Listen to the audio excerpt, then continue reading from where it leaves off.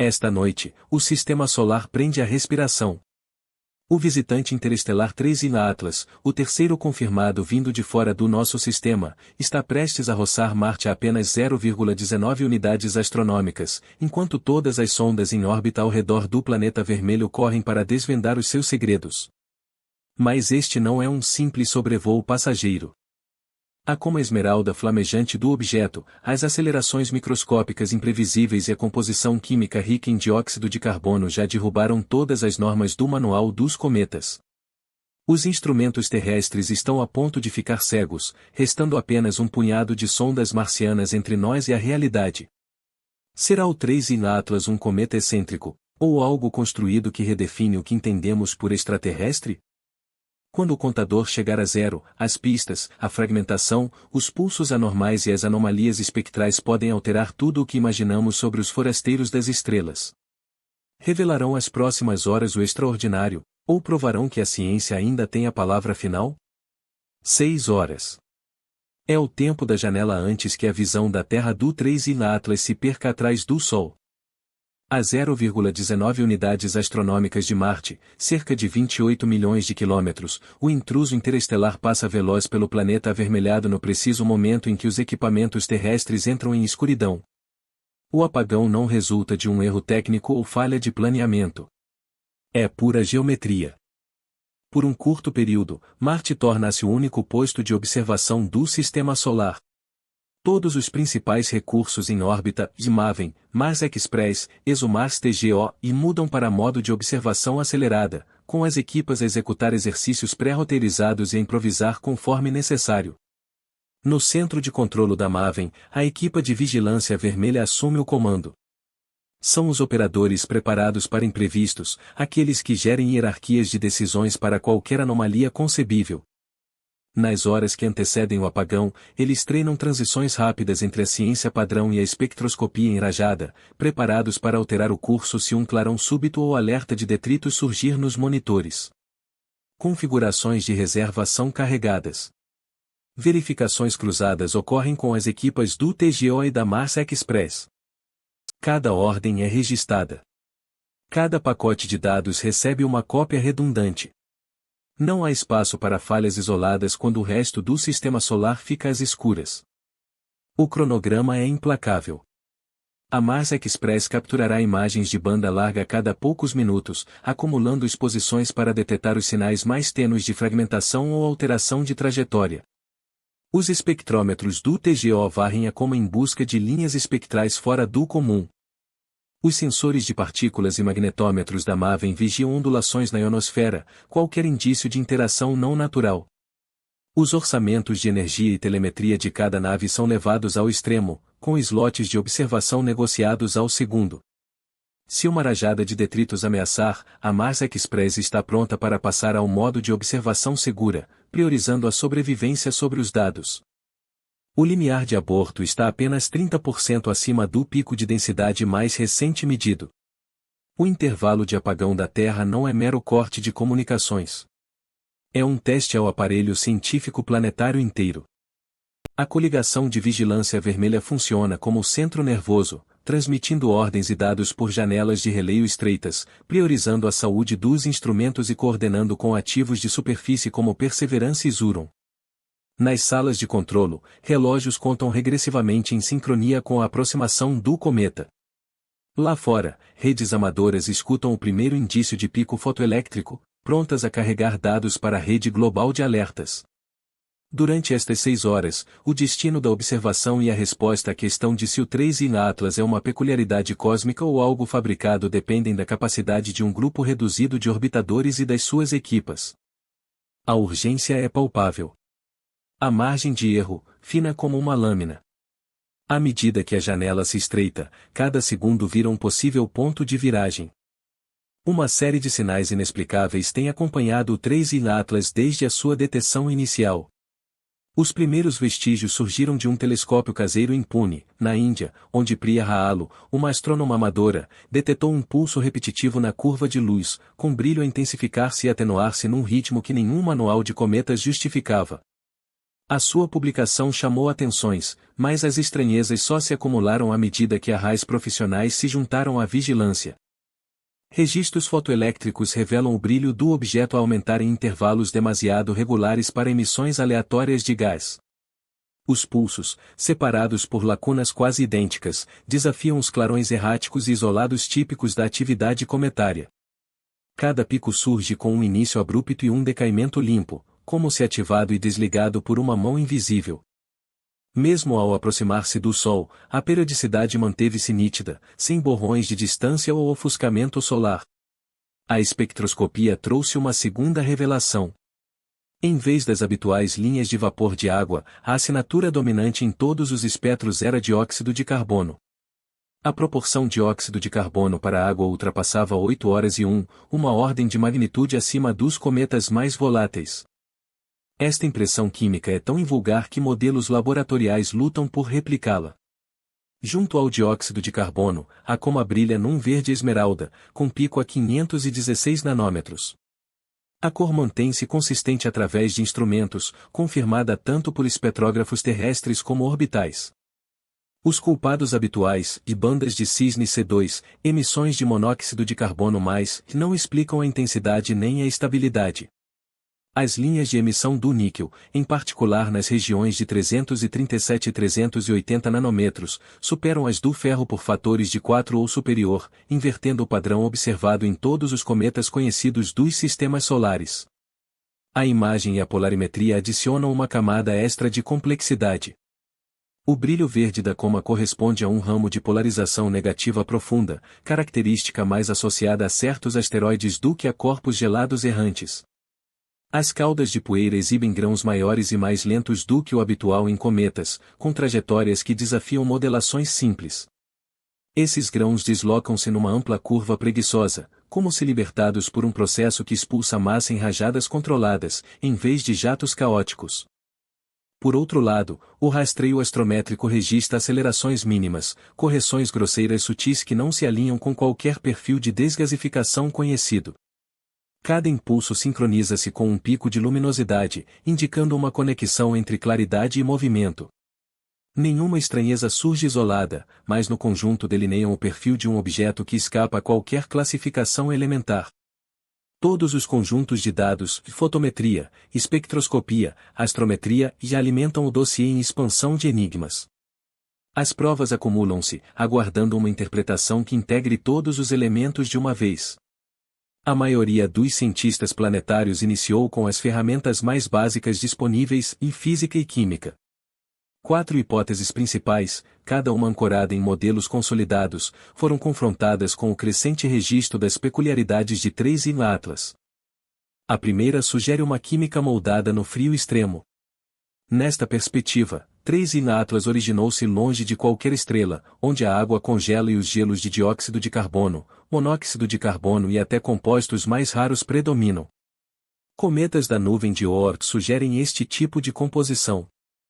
Contudo, nenhum exibe uma razão dióxido de carbono para a água tão acentuada, superior a 8 horas e 1. Ainda assim, o raciocínio prossegue, o espaço interestelar é imenso e o nosso catálogo diminuto. Um único caso atípico poderia redefinir os limites da química cometária. O segundo modelo foca-se na estrutura. Bolsas de voláteis, reservatórios profundos de gases aprisionados, poderiam explodir à medida que a luz solar penetra a crosta. Se distribuídas de forma irregular, estas bolsas explicariam os pulsos rítmicos na intensidade luminosa. Simulações laboratoriais demonstram que diferenças mínimas de temperatura podem ativar jatos súbitos, por vezes repetidos se as camadas estiverem estratificadas. A periodicidade, embora infrequente, não é inconcebível num corpo forjado por milênios de erosão cósmica. A dinâmica da poeira fornece uma terceira via de explicação. O fulgor esmeralda da coma e a existência de grãos volumosos e de movimento lento poderiam decorrer de uma composição ou distribuição de tamanhos fora do comum. O vento solar e o fraco campo magnético de Marte poderão moldar a cauda, guiando grãos carregados para arcos amplos. Modelos de caudas cometárias indicam que, em certas configurações, partículas pesadas atrasam-se, flutuando em curvas lentas que simulam as rajadas observadas. O ramo de polarização negativa, mais próprio de asteroides, poderá aludir a grãos compactos ricos em carbono, em vez de flúor gelado. Por fim, há quem aponte para as próprias limitações dos modelos. Com apenas 2 visitantes interestelares registrados anteriormente, cada novo intruso põe à prova os confins das simulações. Acelerações microscópicas e pulsos sincronizados poderão espelhar fenômenos físicos ainda não incorporados no software. Interações subtis entre radiação solar, liberação de voláteis e rotação irregular. Nesta ótica, as anomalias não indicam propósito, mas recordam o quanto do cosmos permanece inexplorado. Para cada enigma, a comunidade científica exige esgotar todas as vias naturais antes de aventar algo mais especulativo. Durante estas 6 horas, Marte transforma-se no único posto de observação do Sistema Solar. 3 orbitadores, de MAVEN, Mars Express e ExoMars Trace Gas Orbiter, e formam a espinha dorsal da cadeia de provas. Cada um aporta um conjunto distinto de instrumentos, cada qual projetado para captar uma assinatura diferente da passagem de 3 e Atlas. O espetrógrafo ultravioleta de imagem do MAVEN, afinado para emissões tênues, varre o céu em busca de vestígios ultravioleta na cauda do cometa, nomeadamente indícios de fragmentação ou surtos abruptos. Os seus contadores de partículas e magnetômetros, operando a cadência máxima, vigiam ondulações na ionosfera marciana. Um pico repentino em partículas carregadas ou uma torção no campo magnético poderá assinalar que algo além da química natural está em curso. Se a poeira ou o plasma do cometa interferir com a atmosfera, os sensores do MAVEN serão os primeiros a detectar a perturbação. A Mars Express, com a sua câmara de monitorização visual e o espectrômetro de câmara de espionagem, concentra-se na imagem direta. Exposições em banda larga empilhadas seguem a como a do cometa, a cata de sinais de cisão ou alteração de forma. O espectrômetro, que abrange do ultravioleta ao infravermelho, procura linhas espectrais intrusas, emissões imprevistas ou ausência de vapor de água. O seu analisador de plasma, Aspera 3, detecta íons energéticos que possam revelar uma interação não convencional entre o cometa e o ambiente marciano. Os espectrômetros NOMAD e ACS do ExoMars TGO sondam a como em gases residuais, caçando razões isotópicas ou impressões moleculares que contrariem as normas do Sistema Solar. O XIS, o imageador de alta resolução, tenta apanhar eventos de fragmentação ou jatos de poeira em ação. Cada instrumento. Os dados do instrumento são registrados com horários precisos, referenciados em tempo real entre as equipas. À superfície, os rovers Perseverance e Juron detectam indícios indiretos, como depósitos anômalos de poeira, variações atmosféricas ou até brilhos aurorais no horizonte. Os seus sensores ambientais e câmaras oferecem uma camada suplementar de provas, embora com menor precisão do que os orbitadores no espaço.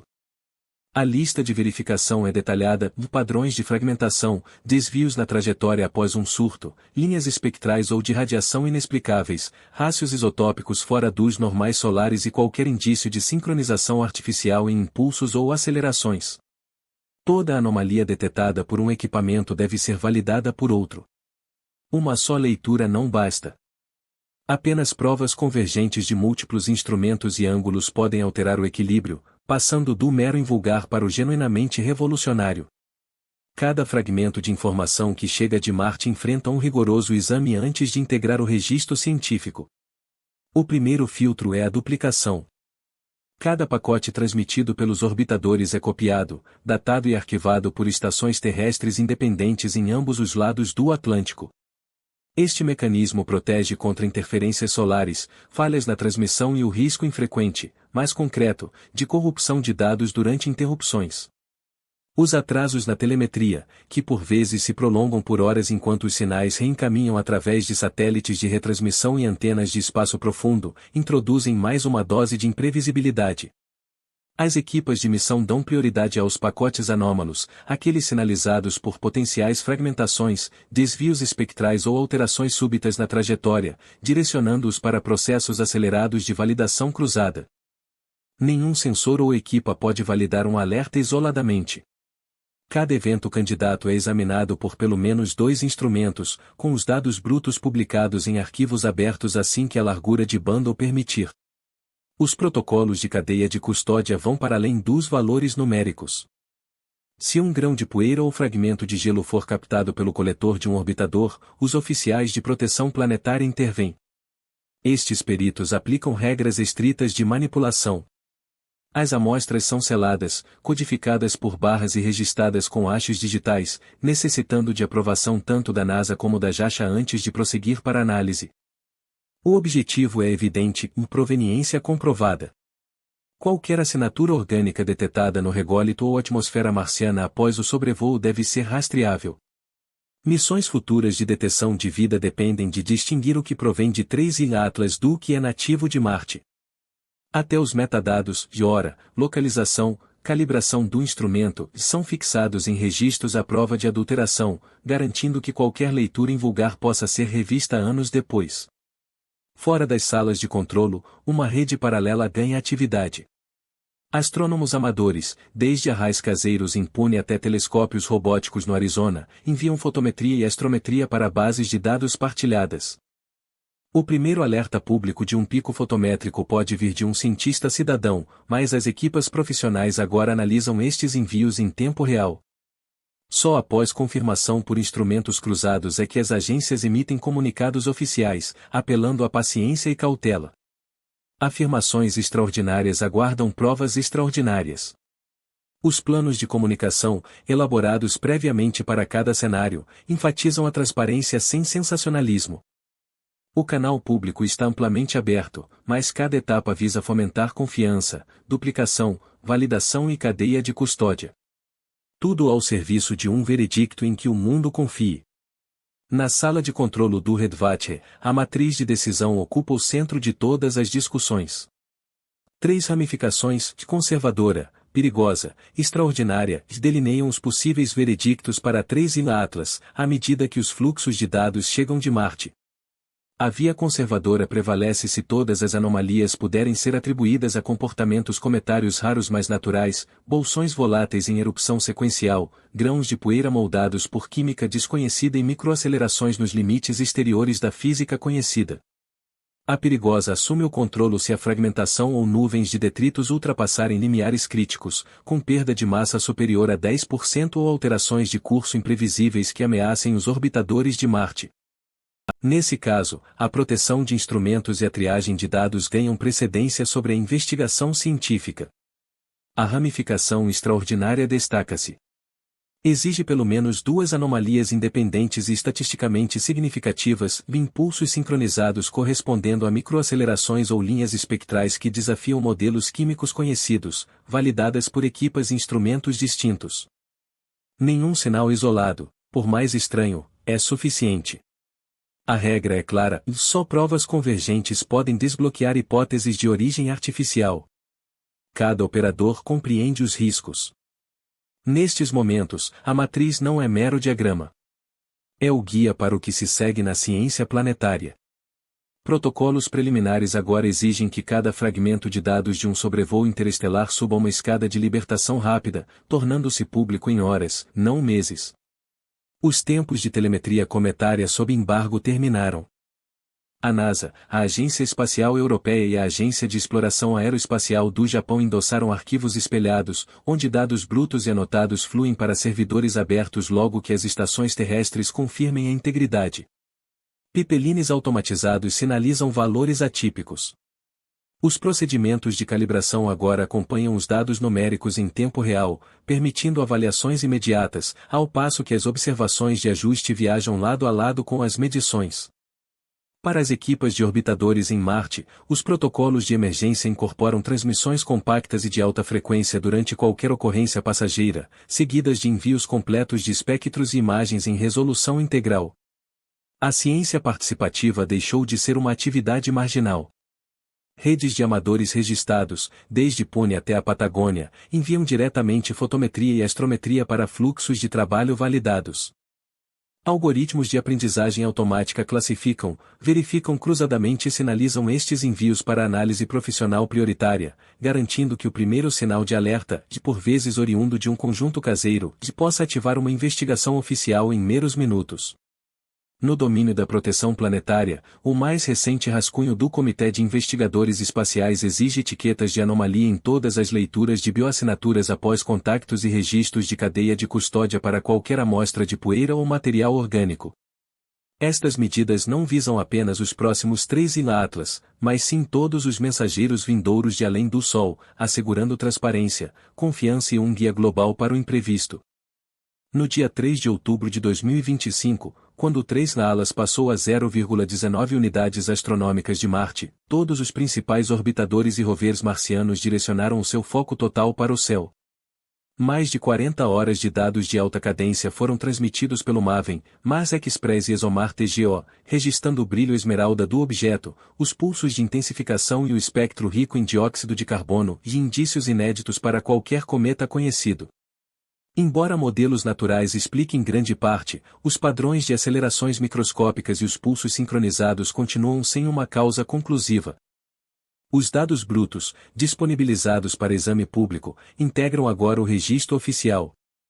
Contudo, questões cruciais como a origem real das emissões e a possibilidade de atividade artificial persistem em aberto. O que é inequívoco é que este encontro impulsionou novos padrões para a monitorização interestelar e estabeleceu um marco de abertura.